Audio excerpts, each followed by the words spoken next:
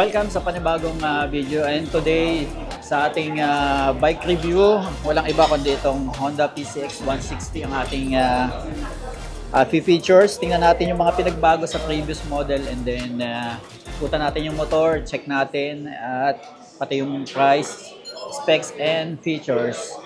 At yun, tara, tingnan natin mabuti ito.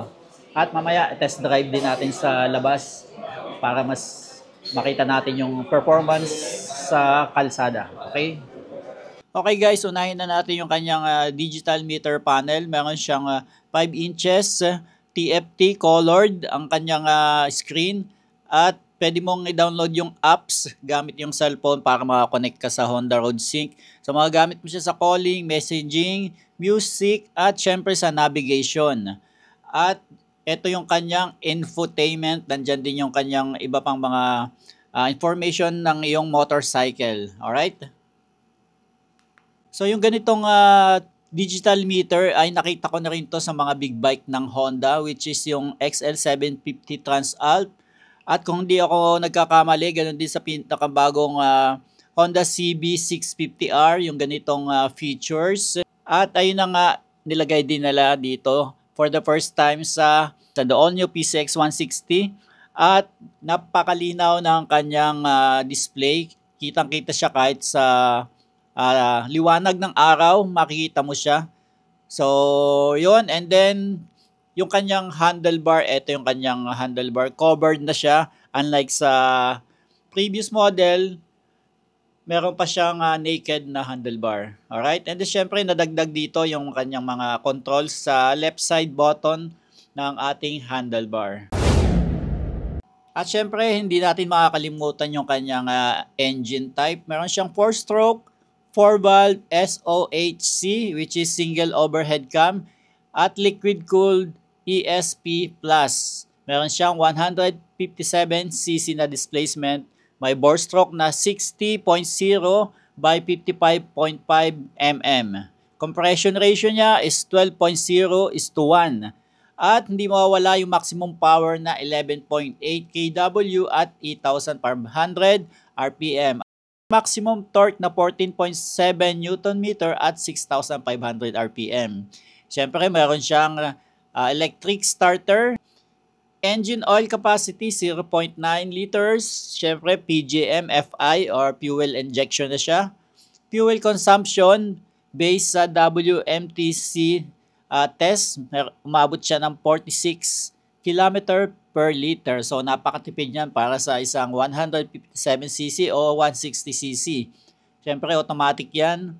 Front suspension, same din ng previous model, telescopic. At yun na nga, hydraulic disc lahat ng kanyang disc brake. At meron siyang bigat na 133 kg. At ang maganda nito, good news para sa ating mga Asian height na average height lang. Meron siyang 764 mm na seat height. Abot na abot ito ng mga 5'1", 5'2", 5'3", yan, mga ganyang height. So, wheelbase niya, 1,313 mm. Ground clearance, 134 mm. At ang importante, yung fuel tank capacity niya, malaki na, 8.1 liters. So, ganun din naman sa previous model, ano? Pero compare sa ibang brand, nasa 7.2 something lang. So, ito, goods na goods to. 8.1 liters, malayo makarating mo nito. At syempre, yung battery type niya ay 12 volts. Alright? At ganun pa rin guys, Honda Smart Key System o fob key, remote control. New all LED lighting design sa likod, sa harap, pati signal. Iba na din yung hugis ng kanyang taillight at yung headlight. At yung new handle cover niya, compare sa previous model, naked pa siya. Ito is covered na siya, no? May cover na. So para sa akin, mas okay yung naked handlebar pa din kasi marami tayo na ikakabit na mga accessories like 360 camera or GoPro, cellphone mount, pwede din paglagyan, at marami pang mga accessories compare dito sa handlebar na may cover. So siguro may option naman para tanggalin to, nasa sa inyo na lang. Pero isa yon sa mga na-upgrade dito compared sa previous model. So yung footboard o yung apakan, ganun pa rin naman, komportable pa rin naman yung ating mga apakan dito. And yung kanyang switch sa left handlebar, multi-function switch.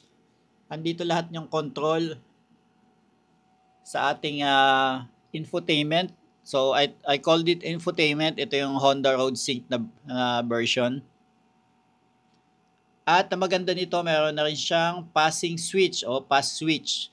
Kapag overtake ka, gusto mong sumignal sa harapan mo, pwede mong momentarily na mag-high beam. So gaya ng sabi ko, sub-tank rear suspension, anti-lock braking system, at Honda selectable torque control. At syempre hindi mawala yung Honda Selectable Torque Control or HSTC, which is usually hinahayaan ko na lang yung mismong system ang gumamit, so hindi ko na siya sineset.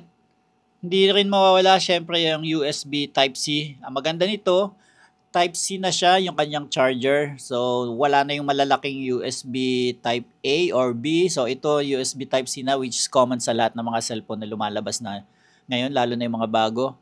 At yung kanyang 30-liter large luggage box o yung U-box kung tawagin. So, same siya halos or same size ng ADB 160. Ito yung napakagandang paglagyan ng gamit, very comfort. Added luggage to para sa mga kagaya natin, marami tayong binibitbit pag nag-rides, lalagyan ng mga gamit. At hindi rin mawawala yung idling stop system nila, nagiging standard na to sa lahat ng mga motorcycle ng Honda, yung idling stop system, namamatay momentarily yung kanyang engine kapag more than 3 seconds, and then throttle mo lang, mabubuhay na ulit yung engine mo, lalo na sa mga stoplight, gumagana to pag inactivate mo or kapag switch on mo siya. So meron tayong dalawang klase ng PCX 160, merong standard at merong road sync kung tawagin. So yung standard ay meron siyang price SRP na 133,400. Meron siyang tatlong kulay, Vortex Red Metallic, syempre Honda, hindi mawawala yung kulay red. And then Pearl Padeless White, and meron din siyang Matte Bullet Silver, at ito yung tatlong kulay. At para naman sa premium colors, meron siyang Gunpowder Black, kagaya ng sa ADB 160 na kulay black, at Metallic and Pearl Padeless White. So dalawang kulay, black and white. At meron siyang SRP price na 154,900.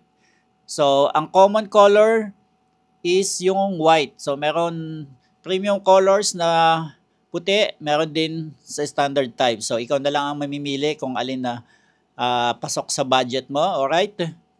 At dumako na nga tayo sa ating test ride. At dahil maaga tayong dumating, number 3 tayo sa test ride. So, mauna tayo dito.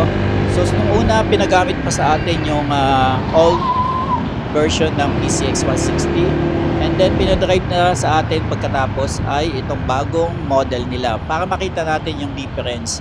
So napansin ko yung kanyang sub-tank is ang laki ng difference compared to sa previous model, at idinaan din natin to sa may mga humps na maraming humps syempre dito sa Honda Safety Riding Center or HSDC, Honda Safety Driving Center, yan, shout out. At syempre yung brake niya, tinesting natin at napakalakas ng preno. At marinig nyo naman sa ating video, talagang kumapit yung ating gulong or gumuhit, which is bawal yon. Hindi naman bawal pero hanggat maaari, iwasan daw natin na tumunog yung preno sa semento. Pero syempre, expert naman tayo pagdating sa scooter or marami na tayong experience. So minaximize natin yung pag-test drive. So kapag tumunog na ng konti, binitawan na rin agad natin dahil baka mag-slide pa tayo. Pero napakakapit ng gulong niya, very effective yung lapad ng gulong.